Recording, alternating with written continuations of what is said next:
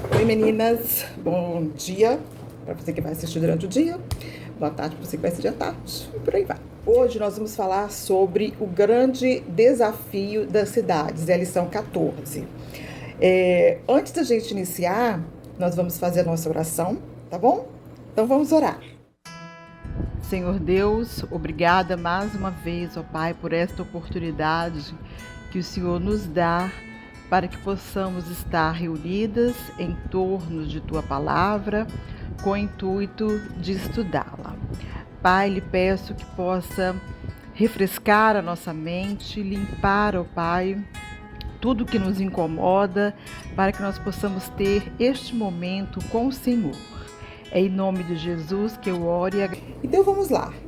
Eu queria que vocês pegassem a Bíblia de vocês, porque como é um estudo da palavra, né, é um estudo que nós estamos fazendo juntas. Mesmo que não tenha a contribuição, né, das irmãs presencial, mas é um estudo juntas e a gente vai trabalhar por aí, né? Então olha só, nós terminamos na lição passada que Paulo estava saindo de Atenas. Ele pregou lá nas sinagogas, né? Ele pregou com os filósofos e agora ele sai de Atenas e vai para Corinto. Lá em Corinto, aqui está no capítulo 18, versículo 1. Depois disto, deixando Paulo Atenas, partiu para Corinto. Depois disto o quê? Depois de ter falado com os filósofos lá no Areópago, né, e tal, ele saiu de lá e foi para a cidade de Corinto.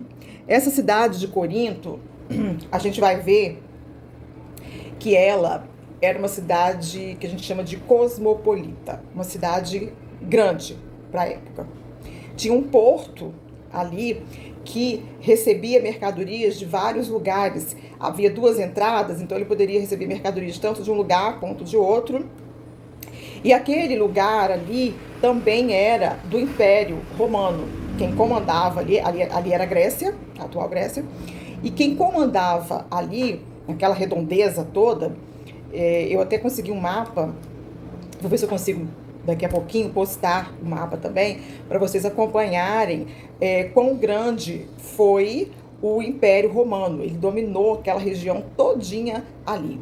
E aí, o que acontecia? O Império Romano, ele fez várias melhorias naqueles lugares. Conforme eles iam conquistando os lugares, eles iam também fazendo melhorias. Por quê? Para aumentar o comércio. Então, eles fizeram muitas estradas ali naquela região, né? Eles fizeram muitas estradas para escoar as mercadorias, portos, arquedutos para levar água de um lugar para outro, para a cidade, né, onde aquela cidade estava sendo povoada.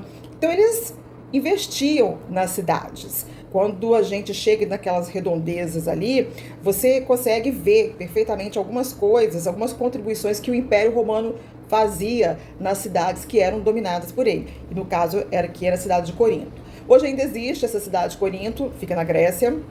Não é mais a mesma cidade, porque por causa do passar do tempo ela teve várias ruínas, e fizeram uma cidade de Corinto ao lado, né? Então é como se essa antiga Corinto da época de Paulo aqui, ela fosse só as ruínas, é mais para visitas. E existe a cidade de Corinto hoje lá na Grécia, não é tão grande quanto, mas é uma cidade grande, né? É uma cidade grande. E a gente vê ali que por conta disso, muitas pessoas que vinham para trabalhar, para ter uma melhor qualidade de vida, ficavam morando por ali. A gente vai ver também que logo eles encontraram com outros refugiados, judeus cristãos refugiados, e era uma cidade grande que, por conta dessa cidade, por ser uma cidade grande, tem todos aqueles aspectos um pouco diferentes. Enquanto a cidade pequena ela é mais tradicional, busca mais a tradição, a cultura daquele lugar, respeitando a tradição, a cultura daquele lugar. As cidades grandes já não tem tanto isso, porque vem cada um com sua cultura. Junta todo mundo, fica todo mundo junto, misturado, ninguém sabe mais quem é quem. Então, não tem essa tradição, então, essa cultura, né, do tradicionalismo. Então, pega-se qualquer cultura, vem qualquer costume e começa a vir, então, vários costumes errados. A tradição pode ser errada, quanto os costumes, né, daquele momento ali, naquela hora ali, também pode ser errada.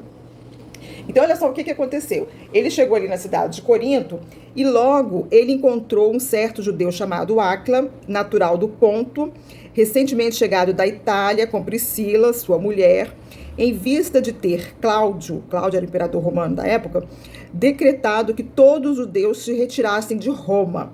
E Paulo aproximou-se dele. Então, naquele império romano, que era comandado no caso de Cláudio, era o imperador romano da época, eles mandaram, houve um decreto que todos os judeus tivessem que sair de Roma. Ele não aceitou os judeus ali em Roma. Por quê?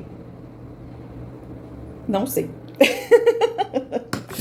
Eu tentei fazer uma pesquisa por que houve esse decreto e nem os historiadores chegaram à conclusão, né? Por que os judeus tinham que sair de Roma. Mas eu cheguei à minha própria conclusão. Se vocês notarem, se a gente começar a estudar a palavra do Senhor, a gente vê que desde o começo o povo de Deus, ele foi perseguido. Lembra da história de Esther, que havia um decreto para exterminar todos os judeus, e agora, e também há pouco tempo, ainda mais na época contemporânea, a perseguição de Hitler aos judeus no campo de concentração. Então, não é novidade nenhuma. Provavelmente alguém já estava, né,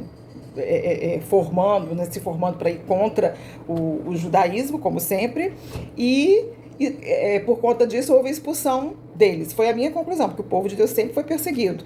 E a gente sabe que Jesus é da linhagem dos judeus. Os israelitas foram considerados povo de Deus, são considerados povo de Deus, né? E os judeus da tribo de Judá faz parte de Israel. E eles sempre foram perseguidos. Então, no meu ponto de vista, deve ter sido por isso também. Então, Áquila e Priscila saíram de lá, como outros judeus também, e foram ficar ali em Corinto. Mas a gente vai ver mais para frente, não a gente vai ver nesse capítulo, mas conforme a gente faz o estudo, a gente vê que mais tarde eles voltam para onde eles vieram, né? Mas aí é outra história. Vamos ver aqui o que a gente está falando aqui. Aí no capítulo 3, e posto que eram do mesmo ofício, passou a morar com eles e ali trabalhava, pois a profissão deles era fazer tendas. Olha só, Paulo foi então morar com Áquila e Priscila, um casal de judeus cristãos, porque eles tinham a mesma profissão. Paulo era fazedor de tendas. Mesmo Paulo sendo um erudito, um estudioso da palavra, escritor, das escrituras, ele tinha uma profissão, ele tinha um ofício. Era comum os judeus da época, mesmo sendo um judeu, né, com uma boa situação financeira, ensinar um ofício para o seu filho, porque isso fazia parte de todo mundo ali, né? Era um costume próprio dos judeus ensinar o ofício da família, um ofício para a pessoa, né? Então, nesse caso, Paulo, era o ofício de Paulo, fazer tendas, mexer com couro, com produtos, né, de tipo de pele de animal e tal. Então, eles faziam isso.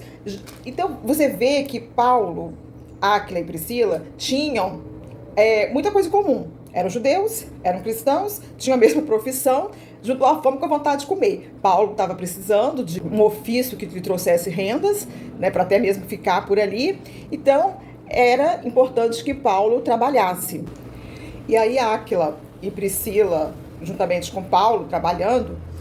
E essa parte aqui é interessante para a gente, porque a gente vai ver em outros estudos de outras cartas que Paulo escreveu, que ele trabalhava, ele tinha o ofício dele, ele não vivia unicamente e exclusivamente de ofertas da igreja, principalmente se fosse para pesar, né, os irmãos da igreja, principalmente se fosse uma igreja pobre, sem muitos recursos financeiros.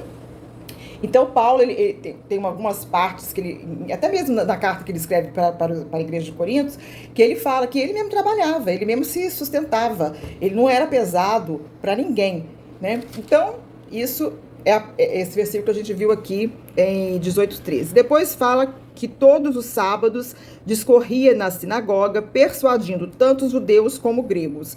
Ou seja, Paulo continuava, mesmo ele trabalhando, tendo aquele ofício, precisando trabalhar para se manter financeiramente, ele continuava o trabalho dele de levar a palavra tanto para os judeus quanto para os gentios, né? E a gente vai ver aqui, mais para frente, que ele deu uma parada, pelo menos aqui, por enquanto, de fazer tendas para ficar somente com a pregação da palavra. Olha só, continuando ainda, em 18:5, fala que Silas e Timóteo desceram da Macedônia. Paulo se entregou totalmente à palavra, testemunhando aos judeus que Cristo é Jesus.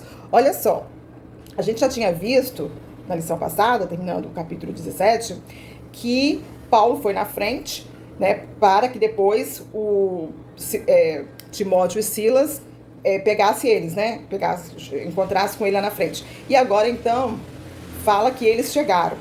E Paulo pôde se entregar totalmente à palavra, porque antes disso ele não estava totalmente, né, com esse serviço voltado à palavra, porque ele estava tendo que se dividir. Ele tinha que trabalhar fazendo tendas para se manter financeiramente, e nos sábados ele ia para a sinagoga pregar para os judeus gentios.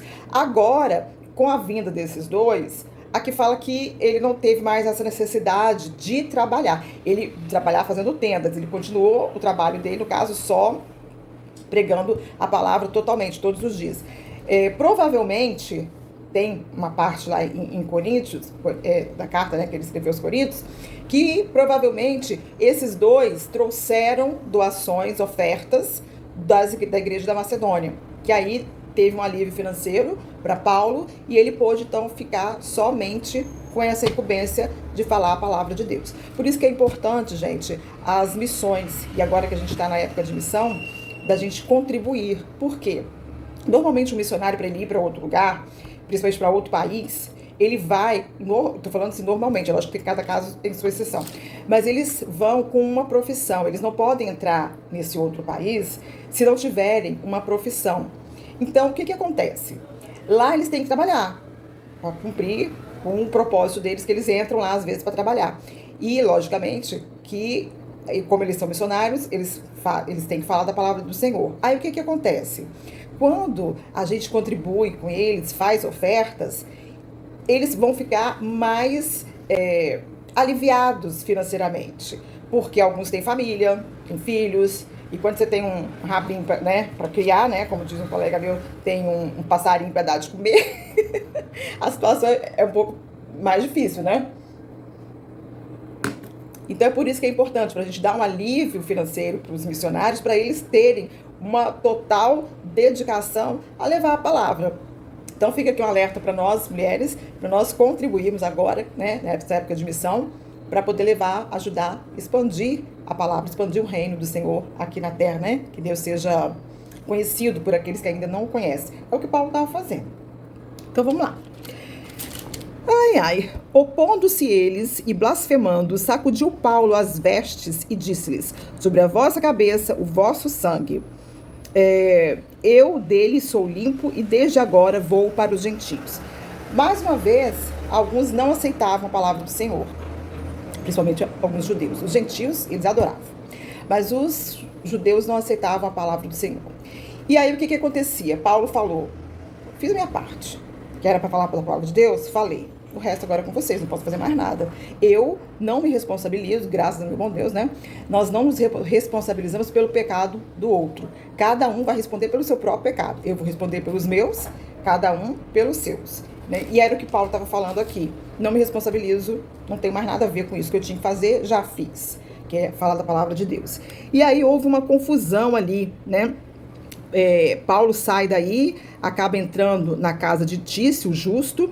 Tício morava ao lado da sinagoga, então ele entrou ali, talvez até meio fugido, né? Porque sei lá o que poderia acontecer. Entrou ali. Crispo, que também era um dos principais da sinagoga, converteu-se a Jesus, né? O cristianismo, o que para eles, para os judeus, eles consideraram aquilo uma traição. Imagina, o principal da sinagoga, o chefão, mor, vamos falar assim, ele tinha, o Senhor Deus tinha convertido o coração dele, né? Eles não gostavam. Não gostaram daquilo, né? Provavelmente até tiraram ele dali e escolheram até outro. Então tá, olha só. E Paulo, então, no versículo 9, ele tem um sonho, uma visão, né? Que Deus fala para ele: não temas, pelo contrário, fala e não te cales, porquanto eu estou contigo e ninguém ousará fazer-te mal, pois tem muito povo nesta cidade. Gente, olha que engraçado. Às vezes a gente estuda a vida de Paulo, né, pregando, saindo por aí, a gente pensa que ele não era gente, era uma máquina, não tinha sentimentos. Mas ele era uma pessoa normal, cheio de defeitos, cheio de qualidade, que Deus simplesmente aprove, né, a Deus, né, vamos falar assim, escolher ele para pregar a palavra. E eu acho que ele, nesse momento aqui, ele deve ter ficado um pouco cabisbaixo, um pouco triste, decepcionado, não sei se é bem a palavra, que ele pensa: poxa vida, eu tenho falado, né, para os meus irmãos judeus, aquele conhecimento que eu tenho da palavra de Deus, que Deus se revelou a mim, que Jesus Cristo é o Messias, e eles não aceitam, eles me zombam de mim, me criticam, não querem me ouvir, muitas vezes eu tive que sair corrido de outra cidade. Ele estava meio que, o que eu faço? Né? Fico por aqui, continuando, ou parto para outra cidade? E aí ele teve um sonho, Deus falando com ele: não, fica, né?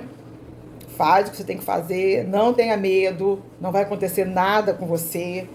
Porque, primeiro naquele momento, né? Porque a gente sabe que depois, né, a vida de Paulo não foi um mar de rosas. Ele, como todos os outros apóstolos, foram mortos também. Então, Deus deu um certo alívio, um certo consolo para Paulo, falando: fala-me o que você tem que falar. Fica aqui, fala o que você tem que falar, que eu estou contigo, não vai acontecer nada com você, com a sua vida. Então, isso deu uma folga, um alívio, ressurgiu, né, aquela vontade, né, que ele estava meio cabisbaixo, meio para baixo, de falar a palavra de Deus. E ele acabou ficando ali 1 ano e meio, 1 ano e 6 meses, ensinando a palavra de Deus. E é claro, gente, que teve conversão. Aqueles que já estavam predestinados para a salvação, com certeza foram salvos, ouvindo a palavra de Paulo, né?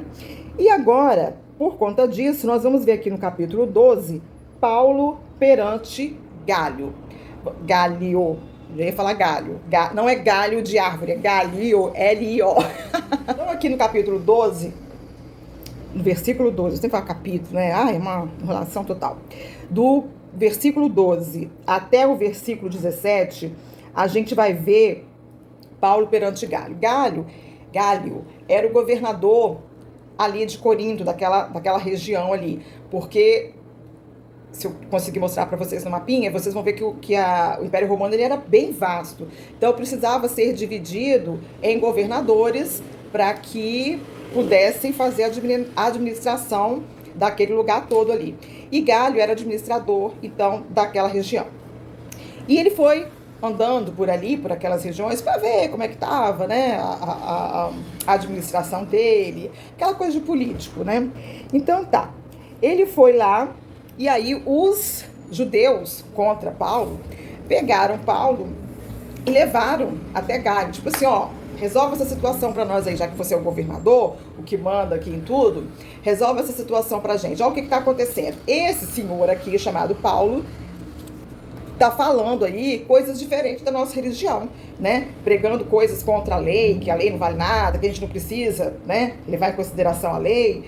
Então, isso tá errado, não pode ser assim, né? Faz alguma coisa, prende o senhor, faz alguma coisa. Simplesmente, o que aconteceu foi que Paulo não precisou nem abrir a boca para se justificar. Quando ele ia, né, fazer sua defesa, o próprio Gálio chegou e falou: ó, quero nem saber desse negócio de vocês, isso aí, vocês são cheios de seitas judaicas, né, uns são fariseus, outros nazireus, outros saduceus, outros não sei o quê, então agora vem com essa seita aí também de cristianismo, porque eles acham, para Gálio, o cristianismo não passava de uma seita judaica. Então, esse negócio de vocês resolvem entre vocês, eu não tenho nada a ver com isso. Então, Paulo foi liberado, ele mandou que todo mundo saísse, Paulo foi liberado. Logicamente, os judeus não aceitaram aquela situação, né? E começou uma confusãozinha, uma briga ali entre eles. Para terminar, né, aquela confusão ali, perto de Galho, houve uma confusão, feriram até Sóstenes. Sóstenes já era o outro principal da sinagoga, provavelmente deve ter sido no lugar de Crespo, né, que eles já não queriam mais saber de Crespo, então colocaram outro lugar. E aí, gente, continuando aqui no versículo 18, fala que Paulo permaneceu ali ainda, já que a justiça tinha dado causa ganha, né, para ele, né, que ele não precisou responder nada, ficou ali por uns dias, mas depois ele se despediu dos irmãos que estavam ali e foi para a Síria e levou Priscila e Áquila. E aqui nesse versículo 18 fala que ele fez um voto de raspar a cabeça. E é número 6, versículo 18, fala sobre esse tipo de costume, de como se deveria proceder. Normalmente era o nazireu, que o nazireu ele tinha um voto de não cortar o cabelo. Quando ele cortasse, era como se fosse uma oferta ao Senhor, ele queimava ali os cabelos, era como se ele estivesse sendo sacrificado, entregando sua vida, né, ao Senhor, como forma de sacrifício, como forma de oferta ao Senhor. Era o voto. Normalmente era porque ou era alguma bênção que eles queriam receber, ou era em forma de agradecimento. Pode ser até mesmo agradecimento do Senhor Deus ter livrado a vida dele ali, né, em Corinto. E Paulo e Priscila e Áquila foram juntos, eles fizeram muita amizade, né, se conheceram ali, fizeram muita amizade. E quando chegou em Éfeso, Paulo continuou a viagem dele. Áquila e Priscila continuaram em Éfeso, foram fazer um trabalho missionário, continuar a pregação da palavra do Senhor ali em Éfeso, e Paulo queria então continuar com o seu voto. Então por isso que ele foi até Jerusalém, que ele queria chegar em Jerusalém. Em Éfeso, mesma coisa, ele ficava lá com os judeus na sinagoga. Os judeus quiseram que ele ficasse ali em Éfeso, mas ele não ficou. Ele saiu dali, foi para Cesareia, de Cesareia ele chegou até Jerusalém, provavelmente para concluir o voto, e dali ele parte para uma outra viagem, né? Vai de novo para Antioquia, que aí então a gente vê que nós terminamos a segunda viagem missionária de Paulo, e agora a gente já vai partir para a terceira viagem missionária de Paulo. A gente vai ver que ele vai continuar essa viagem, indo em cada igreja, em cada cidade que ele já havia passado, ele vai voltar nessas cidades, continuando com o seu discipulado para aquelas pessoas que já foram convertidas anteriormente nas outras viagens que ele estava, né? E lá em Éfeso, é como se mudasse de uma cena, né? Você está assistindo um filme, a cena está acontecendo aqui, pá, corta, vamos para outro lugar. Ali em Éfeso, onde estava Priscila e Áquila, apareceu também um judeu de Alexandria. Esse judeu era Apolo, o nome dele era Apolo. E ele era eloquente e poderoso nas escrituras, é o que fala no versículo 24. Olha só, Alexandria era uma cidade que tinha a maior biblioteca da época. E Apolo, talvez até por influência da cidade, da região ali, ele era uma pessoa muito eloquente, ele sabia falar, ele sabia ler, né, interpretar bem as escrituras. E ele vinha, então, pregando, falando para essas pessoas sobre Jesus. E ele era instruído no caminho do Senhor, né, mas ele não era com precisão a respeito de Jesus. Por quê? Porque ele só conhecia até o batismo de João Batista, era como se ele fosse o discípulo de João Batista, e João Batista pregava arrependimento. João Batista não chegou a conhecer o poder do Espírito Santo depois que o Espírito Santo desceu, porque não que ele não conhecesse o Espírito Santo sempre existiu, né? Mas ele não conheceu o poder depois que o Espírito Santo desceu. Então, Apolo tinha toda essa eloquência, mas tinha algumas coisas que o evangelho dele estava um pouco querendo desejar em relação ao que o Paulo já estava pregando o verdadeiro evangelho, que é Cristo que liberta, que é Cristo que dá o arrependimento, todas essas coisas, Apolo ainda não sabia um pouco. E aí, o que Priscila e Áquila fizeram? Chamaram Apolo, e falaram com ele, olha, você sabe muito bem da palavra, você é eloquente e tal, mas tá faltando alguma coisa, então nós vamos te falar o que está faltando. E aí eles vão e começam a discipular Apolo. E o engraçado que mais para frente a gente vai ver que quando a gente começa a estudar a carta aos Coríntios, a gente vê que Apolo foi muito influente ali naquela região. Ele, inclusive, tinha até alguns adeptos a Apolo, né? Que aí ele fala, um fala de Apolo, o outro fala de Paulo, outro de Jesus, né? Paulo vai falar sobre isso. Então, Apolo foi muito útil à palavra do Senhor. Muitos foram convertidos. E a gente vê, então, que o trabalho está continuando. Agora, eu quero só falar uma coisinha para a gente terminar o capítulo 18, já que nós somos uma sala de mulheres, né? Vamos voltar um pouquinho, puxar um pouquinho essa palavrinha para o nosso lado. Eu quero observar Priscila. Priscila era uma mulher, dona de casa, trabalhava com seu marido, ela tinha uma profissão, né? Além dela tomar conta da casa dela, como todas nós mulheres que trabalhamos fora, além da gente tomar conta da nossa casa, a gente trabalha fora como ajuda também ao nosso marido, né? E ela era uma pessoa que gostava da palavra. Ela era uma estudiosa da palavra do Senhor. Ela procurava nas Escrituras sobre Jesus. Assim como Paulo discipulava o seu marido Áquila, ela também foi discipulada. E ela e o marido ajudaram a fazer a mesma coisa que Paulo fez com eles, a fazer a mesma coisa com Apolo. Então ela era uma mulher que gostava de ensinar. E logicamente, para você ensinar, você tem que aprender, você tem que correr atrás. Então nós, mulheres, vamos ficar com esse exemplo, né, de Priscila, uma mulher batalhadora, com duas jornadas, né, em casa e no trabalho, e mesmo assim ela tinha tempo para estudar a palavra e discipular. Que nós também possamos fazer esse tipo de coisa, não nos acomodarmos, mas se a gente não pode ir até sair para missões, mas que nós possamos, dentro do nosso local, discipular alguém, falar sobre Jesus, estudar a palavra dele, que é muito importante. Nós temos conhecimento para a gente poder passar para frente. Tudo bem? Meninas, olha só. Eu gravei um vídeo que eu copiei na internet. Algumas imagens é da internet, tá? Então, vamos ver se a gente consegue ver. Olha só. Aqui é Corintos, ou Corinto, né? Grécia. Aqui nesse pontinho vermelho é onde fica a cidade. E observa que ela tem mar. Ela não é uma ilha, não é uma cidade, não é uma ilha, mas tem mar por aqui, tem mar aqui. Tem esse pedacinho aqui, ó, né, que liga praticamente a Europa, o resto da Europa, né, vai ligar. Por isso que era importante, uma cidade importante, tá vendo? Portuária, vários portos, podia chegar navios por aqui, ou navios por aqui, e a mercadoria era escoada para toda a Europa, tá vendo?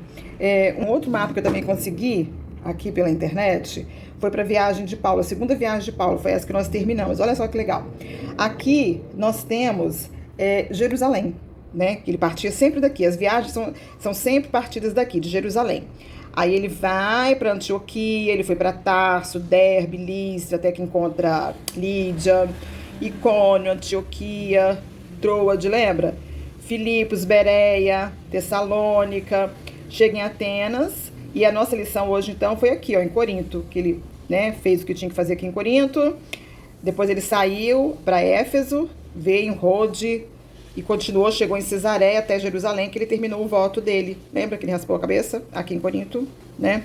Então, essa é o mapinha da segunda viagem de Paulo. Depois eu tenho aqui, deixa eu ver se isso aqui é. Lembra que eu falei para vocês do Império Romano?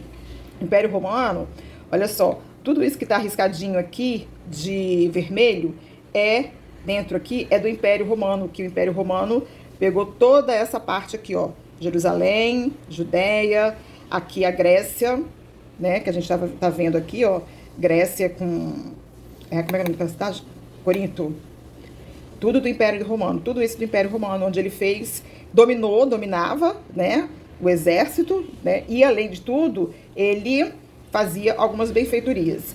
Essas são imagens que eu peguei da internet. Agora, imagens que eu tenho, imagem própria, olha só, essa imagem aqui foi na época que nós fomos para a Espanha.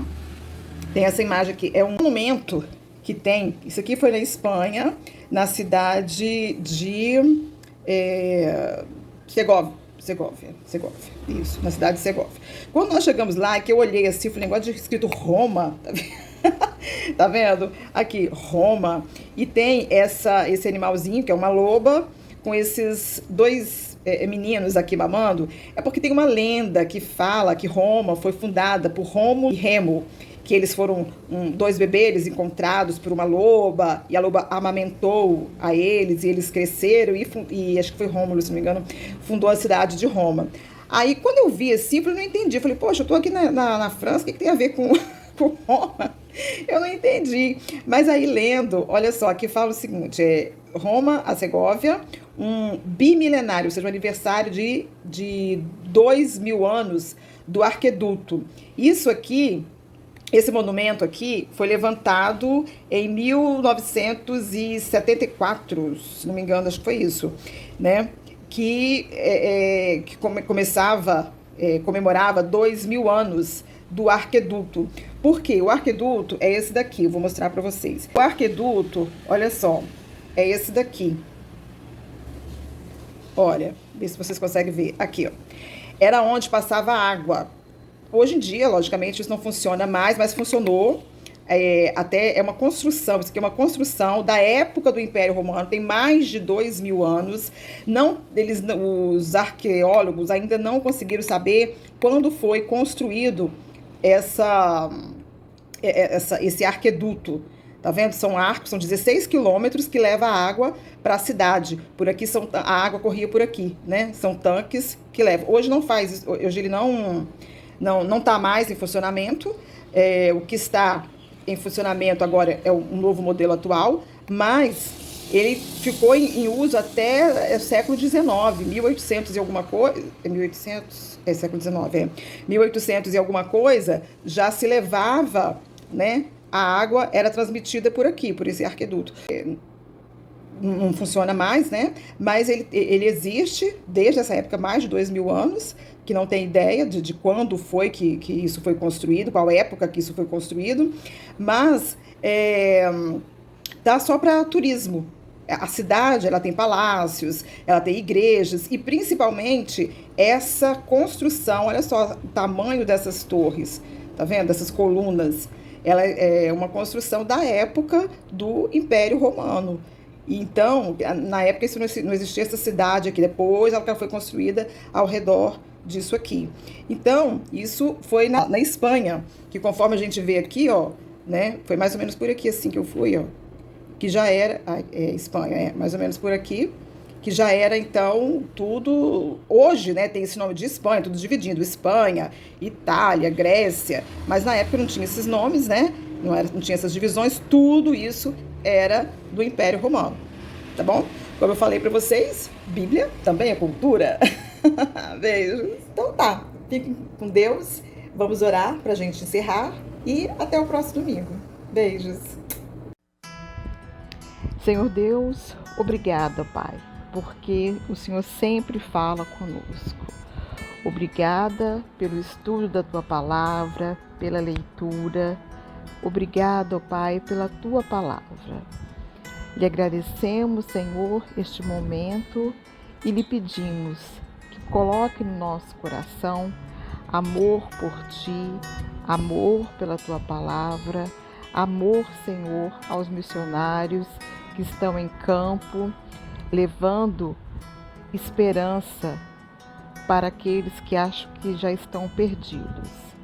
Pai, que possamos, Senhor, continuar aquilo que o Senhor tem preparado para nós, a Tua missão, que é levarmos a Tua Palavra, seja com o nosso físico, com a nossa oração ou com aquilo que a gente tem. Pai, mais uma vez, Lhe agradecemos por esta oportunidade e lhe pedimos, Senhor, que continue a falar conosco no decorrer de todo o dia. Em nome de Jesus que eu oro. Amém.